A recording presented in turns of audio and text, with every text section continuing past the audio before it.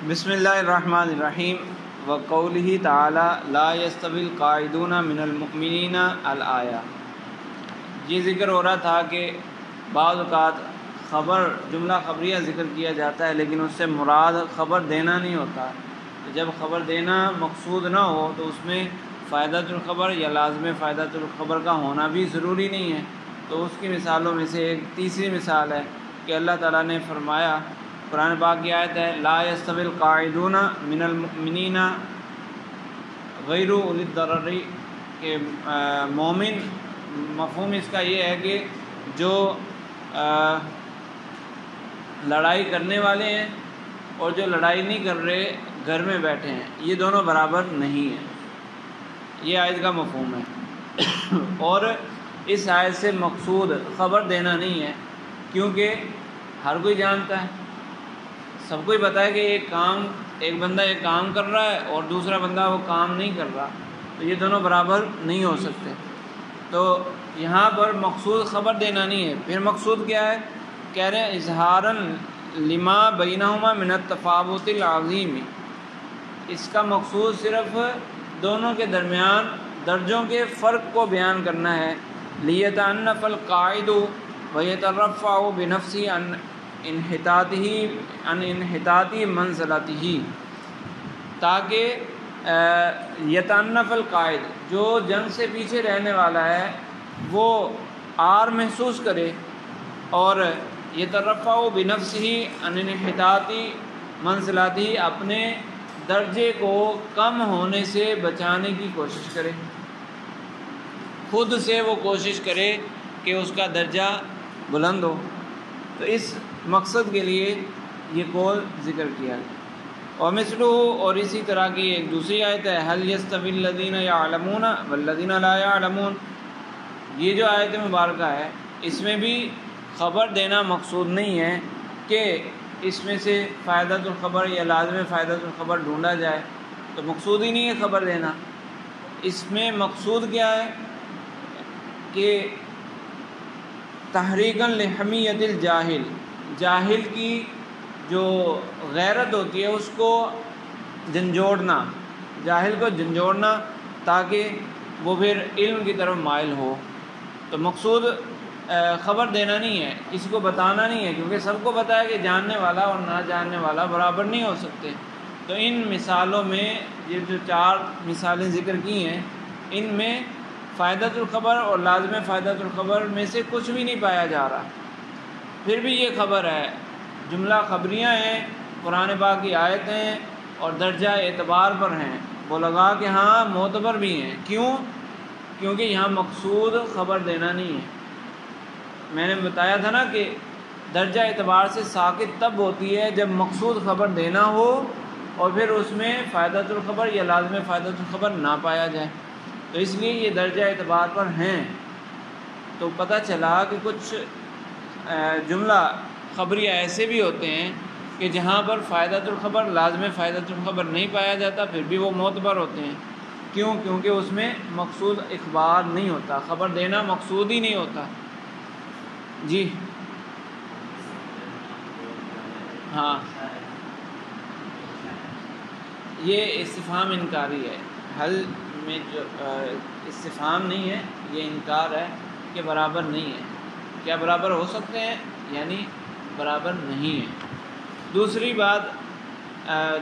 یہ جو جتنی مثالیں 4 ذکر کی، اس میں کوئی تعویل کر سکتا ہے کہ یہ خبر نہیں، یا تو یہ انشاء ہیں یا یہ خبر ہیں۔ جیسے وہ ہے نا پچھلی آیت لا یستوی القاعدون، اگر یہ سمجھا جائے،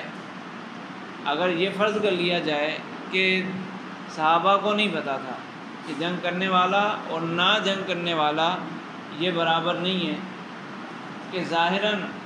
یعنی جنگ کرنے والے کا مرتبہ بلند ہے اور جنگ نہ کرنے والے کا مرتبہ بلند نہیں ہے، اگر یہ فرض کر لیا جائے کہ ان کو نہیں پتہ تھا، تو پھر تو یہ اخبار بنے گا۔ تو کوئی تعویل ہو سکتی ہے، یہاں پر 4 آیتوں میں کوئی نہ کوئی تعویل ہو سکتی ہے کہ یہ یا تو انشاء ہے یا اس میں اخبار ہے۔ تو پھر اس لیے علامہ تفتزانی رحمہ اللہ نے مزید آگے ذکر کیا ہے۔ پہلے تو یہ کہہ رہے ہیں کہ امثال ھذا کثیر من ان یحصیٰ، اس کی بہت ساری مثالیں آپ کو مل جائیں گی، اس کو شمار نہیں کیا جا سکتا، گنتی میں نہیں لایا جا سکتا۔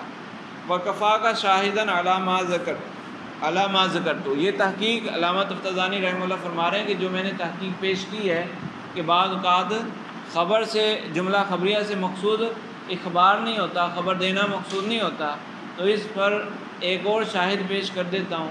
دلیل پیش کر دیتا ہوں، وہی کافی ہے۔ وہ کون سی دلیل ہے؟ فرماتے ہیں کہ وکفا کا شاہدن علامہ ذکرت قول الامام المرزوقی، امام مرزوقی یہ لغت کے امام ہیں، تو کہہ رہے ہیں کہ لغت کے ادب کے امام کی بات میں ذکر کر دیتا ہوں، تو وہ پھر دلیل میں یہ کفایت کرے گی، یہی دلیل کافی ہے کہ یہاں پر کوئی تعویل سیدھی خبر بن رہی ہے، جملہ خبریہ بن رہا ہے، لیکن اس میں فائدۃ الخبر یا لازم فائدۃ الخبر نہیں ہے، تو اس سے یہ پتہ چل گیا کہ بعض اوقات خبریں ایسی بھی ہوتی ہیں کہ جس میں اخبار مقصود نہیں ہوتا۔ تو وہ قول کیا ہے؟ اس نے شعر کہا، قومی ہم قتلوا امیمہ اخی فاذا رمیت یصیبنی سہمی۔ یہ جو شاعر ہے اس کے بھائی کو کسی نے قتل کر دیا تھا، اور عربوں میں اگر کسی کو قتل کر دیا جاتا اور مقتول کے ورثاء اس کا انتقام نہ لیتے تو اس کو انتہائی بزدلی پر محمول کیا جاتا تھا، انتہائی باعث شرم بات ہوتی تھی کہ یہ کیسے لوگ ہیں کہ اپنے مقتول کا بدلہ ہی نہیں لے رہے۔ تو اس کے بھائی کو کسی نے قتل کر دیا، اور یہ امیمہ کسی شخص کا نام تھا، وہ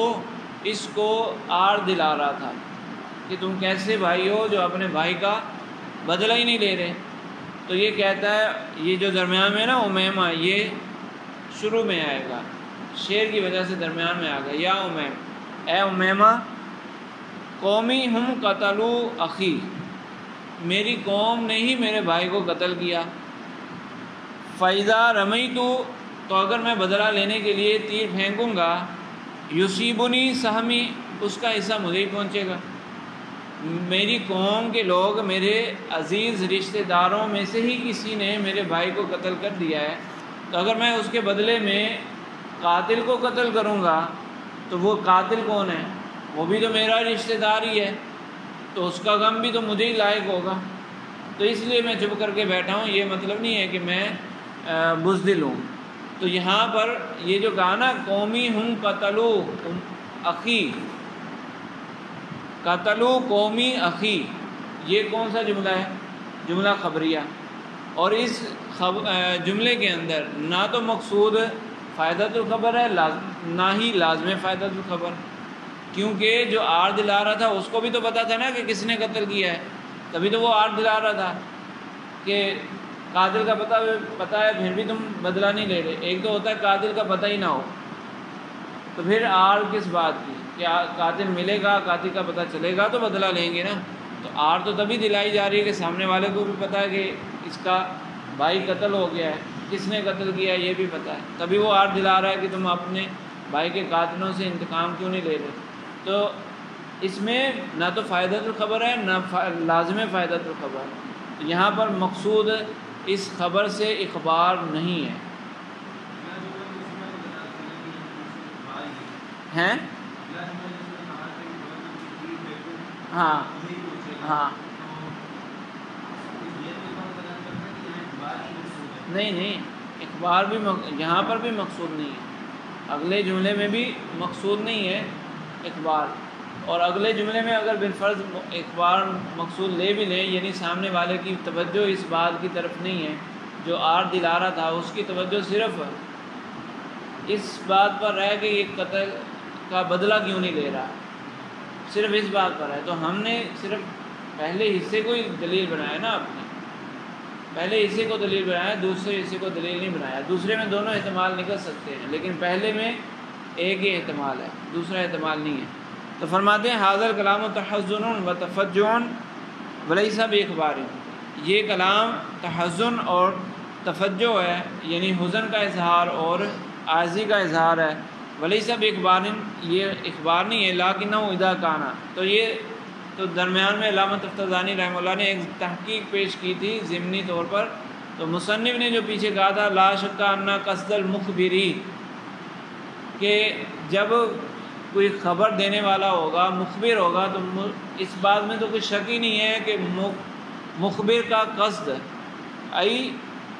یہاں سے جو آخر نا لیکن اذا کان بصدد الاخباری فلا شک ان قصدہ، لیکن جب کسی شخص کا مقصود جملہ خبریہ ادا کرتے ہوئے اس کا مقصود خبر دینا ہو تو لا شک، اس بات میں کوئی شک نہیں ان قصدہ ہو کہ اس کا مقصود یا تو بخبری، جب وہ خبر دے رہا ہے تو اس خبر سے اس کا مقصود کیا ہوگا؟ افادۃ المخاطبی اما الحکم او کونہ عالما بہ، یا تو وہ مخاطب کو حکم کا فائدہ دے گا یا حکم کے عالم ہونے کا فائدہ دے گا، یعنی مجھے یہ حکم پتہ ہے، یا تو حکم کا فائدہ دے گا کہ یہ حکم ہے، یا یہ بتائے گا کہ یہ حکم مجھے پتہ ہے، ٹھیک ہے۔ کقولی کا زید قائم لمن لا یعرف انہ قائم، جیسے کسی شخص کو پتہ نہیں ہے کہ زید کھڑا ہے تو اس کے سامنے کہا جائے زید قائم، قیام کا ثبوت ہے زید کے لیے، زید کھڑا ہے، اس میں کیا ہو رہا ہے؟ سامنے والے کو ثبوت کا فائدہ دیا جا رہا ہے، قیام کا جو ثبوت ہے زید کے لیے اس کا فائدہ دیا جا رہا ہے، ٹھیک ہے۔ او کونہ اما الحکمہ او کونہ ای المخبرہ عالما بہ، یا تو وہ یہ بتائے گا کہ مجھے پتہ ہے، مخبر عالم ہے یعنی اس حکم کا مجھے پتہ ہے، ای بالحکمی بہ سے مرجع بتا دیا علامہ تفتزانی رحمہ اللہ نے۔ اس کی مثال کا قولی کا، جیسے تو کسی کو کہے کہ قد حفظت التوراۃ لمن حفظہ، ایک شخص نے توراۃ کو حفظ کیا اور دوسرا بندہ اس کو جا کر بتا رہا ہو کہ تو نے توراۃ کو حفظ کر لیا، اب جس نے حفظ کیا ہے تو اس کو نہیں پتا کہ میں نے حفظ کیا ہے، جس نے حفظ کر لیا اس کو نہیں پتا کہ میں نے حفظ کیا ہے، یہ تو پتہ ہے، لیکن یہ جا کر بتا رہا ہے تو وہ صرف یہ بتا رہا ہے مجھے پتہ چل گیا۔ اصل میں جو قرآن پاک کا حفظ ہے وہ چھپایا نہیں جاتا، قرآن پاک کو حفظ کرنا چھپایا نہیں جاتا، وہ واضح ہوتا ہے، لوگ اس کو فخراً بھی بیان کرتے ہیں، اس میں فخر محسوس کرتے ہیں نا، لیکن ایک مسلمان ہو اور وہ توراۃ کو حفظ کرنا شروع کر دے تو لوگ اس کو آر دلائیں گے، تو اگر کوئی ایسا کام کرے گا وہ اس کو چھپائے گا، توراۃ کو حفظ کرنے کو چھپائے گا، اس کو تو پتہ ہے میں نے توراۃ حفظ کر لی لیکن اس نے چھپایا ہوا تھا، تو کوئی بندہ آ کر کہے گا اس کو کہ تو نے تو بڑا چھپایا، مجھے پتہ چل گیا کہ تم نے توراۃ کو حفظ کر لیا، تو قد حفظت التوراۃ کا یہ مطلب ہے تو بہت چھپا رہا تھا، مجھے پتہ چل گیا کہ تو نے توراۃ کو حفظ کیا ہے، صحیح ہے۔ ای بل کا قولی کا قد حفظت التوراۃ لمن حفظہ، جیسا کہ تو اس شخص کو کہے کہ جس نے توراۃ کو حفظ کر لیا ہو اور اس کو تم جا کر کہو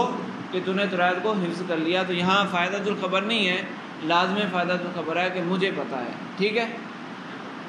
والمراد بالحکمی، اب یہ جو متن میں ذکر کیا تھا اس پر تھوڑی سی تفصیل ہے، متن میں یہ کیا تھا کہ مخبر مخاطب کو یا تو حکم کا فائدہ دیتا ہے یا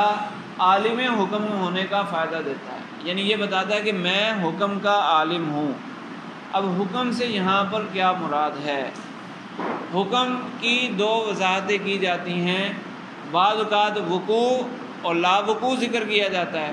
بعض اوقات ایقاع اور انتزاع ذکر کیا جاتا ہے، یا ایقاع اور عدم ایقاع ذکر کیا جاتا ہے۔ وقوع، لا وقوع اور ایقاع اور عدم ایقاع، اس میں فرق کیا ہے؟ وقوع کا مطلب ہوتا ہے وقوع کا آگے دونوں جگہ وقوع لو یا ایقاع لو آگے نسبت موجود ہے، یعنی وقوع نسبت اور ایقاع نسبت۔ تو وقوع نسبت کا مطلب نسبت کا ثابت ہونا، زید قائم میں وقوع نسبت ہے، یعنی قیام کی زید کی طرف نسبت ہے، نسبت ثابت ہے، ٹھیک ہے۔ اور ایقاع نسبت کا مطلب یہ ہوتا ہے کہ نسبت کو جان لینا، ادراک نسبت۔ ایقاع نسبت کا مطلب ہے ادراک وقوع نسبت، نسبت کے موجود ہونے کا ادراک کر لینا۔ تو اب یہ جو انہوں نے کہا کہ مخاطب کو حکم کا فائدہ دیا جا رہا ہے، تو کون سا مراد ہے؟ حکم سے مراد یہاں وقوع نسبت ہے یا ایقاع نسبت ہے؟ کیا مراد ہے؟ تو وہ متعین کر رہے ہیں کہ یہاں پر مراد وقوع نسبت ہے، ایقاع نسبت نہیں ہے، کہ ایقاع نسبت لیں گے تو خرابی پیدا ہوگی، وقوع نسبت لیں گے تو بات صحیح لیں گی، اگر ایقاع نسبت لیں گے تو خرابی پیدا ہو جائے گی۔ کیوں کہ اگر ایقاع نسبت ہو تو پھر یہ مطلب ہوگا کہ جب وہ کسی کو خبر دے رہا ہے نا زید قائم، جو پہلی مثال تھی، مخاطب کو حکم کا فائدہ دینا، تو حکم سے مراد لے لیں ایقاع نسبت، تو پھر معنی یہ ہوگا کہ وہ مخاطب کو یہ بتا رہا ہے کہ مجھے زید قائم کے اندر موجود نسبت کا ادراک ہو گیا۔ متکلم یہ بتا رہا ہے کہ مخاطب کو متکلم یہ بتا رہا ہے کہ مجھے زید قائم کے اندر موجود نسبت کا ادراک ہو گیا، کیونکہ ایقاع نسبت کا مطلب ہے ادراک نا، تو پھر یہ معنی ہو جائے گا کہ وہ متکلم مخاطب کو یہ بتا رہا ہے، ٹھیک ہے، ایقاع نسبت کا یعنی ادراک نسبت کی خبر دے رہا ہے۔ تو اگر یہ مراد لے لیں ایقاع نسبت، تو پھر سامنے والا کبھی انکار کر سکتا ہے، حالانکہ خبر کا انکار بھی پایا جاتا ہے۔ ایک بندہ کہتا ہے زید قائم، ایک بندے کو معلوم نہیں تھا، متکلم نے اس کے سامنے یہ جملہ ذکر کیا زید قائم، سامنے والا انکار کر دیتا ہے کہ نہیں تو صحیح نہیں بول رہا، حالانکہ اگر مراد یہ ہو زید قائم کہنے سے مقصود یہ ہو کہ مجھے زید قائم کے اندر موجود نسبت کا ادراک ہو گیا، تو سامنے والا انکار کیسے کر سکتا ہے؟ میں کہوں کہ میں نے یہ چیز سمجھ لی تو سامنے والا اس کا انکار کر سکتا ہے؟ نہیں تو نے نہیں سمجھی، اور بھائی سامنے والے کو کیا پتا کہ میرے ذہن میں کیا چل رہا ہے، مجھے ادراک ہوا یا نہیں، تو وہ سامنے والا تو انکار ہی نہیں کر سکتا، تو کبھی بھی انکار پایا ہی نہ جائے، حالانکہ انکار تو پایا جاتا ہے۔ تو اگر ایقاع نسبت لے لیں گے تو پھر یہ خرابی لازم آئے گی، تو اس لیے یہاں پر ایقاع مراد نہیں ہے بلکہ وقوع مراد ہے۔ سمجھ آئے کہ نہیں؟ تو فرماتے ہیں کہ والمراد بالحکم ہونا وقوع نسبتی مثلا، یہاں وقوع نسبت مراد ہے، یعنی وقوع اور عدم وقوع دونوں ہی آئیں گے۔ لا ایقاع، ایقاع نسبت مراد نہیں ہے، لظہوری ان لیسا قصد المخبری افادتا انہ او کا نسبتا، کیونکہ مخبر کا یہ مقصود نہیں ہوتا، یہ بات واضح ہے کہ مخبر کا یہ قصد نہیں ہوتا کہ اس نے اوقان نسبتا یعنی نسبت کا ادراک کر لیا، او انہ عالم بانہ اوقعہا، یا وہ یہ نہیں بتانا چاہ رہا ہوتا کہ مجھے پتہ ہے کہ تو نے نسبت کا ادراک کر لیا۔ لازم فائدہ جو خبر میں یہ بتانا مقصود نہیں ہوتا، کیونکہ وہاں کہا تھا نا کونہ عالماً بالحکم، وہ یہ بتانا چاہ رہا ہے کہ مجھے پتہ ہے کہ تجھے حکم حاصل ہے، تو حکم سے مراد اگر ایقاع لے لیں گے تو پھر مجھے پتہ ہے کہ تو نے ادراک کر لیا، مجھے پتہ ہے کہ تو نے نسبت کا ادراک کر لیا، تو یہ کہنا بھی درست نہیں ہوگا، ٹھیک ہے۔